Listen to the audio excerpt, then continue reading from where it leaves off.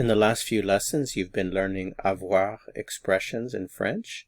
We have a new expression for you in this lesson.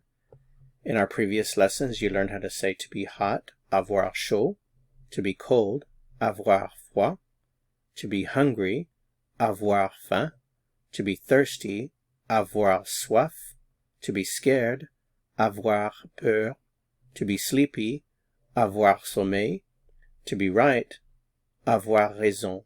In this lesson, we are going to learn how to say to be wrong. So how do you say to be wrong in French? Avoir tort. Avoir tort. Notice the T is silent. Avoir tort. Tort. Tort. Avoir tort. Now that you know how to say that, how would you say in French, I am wrong?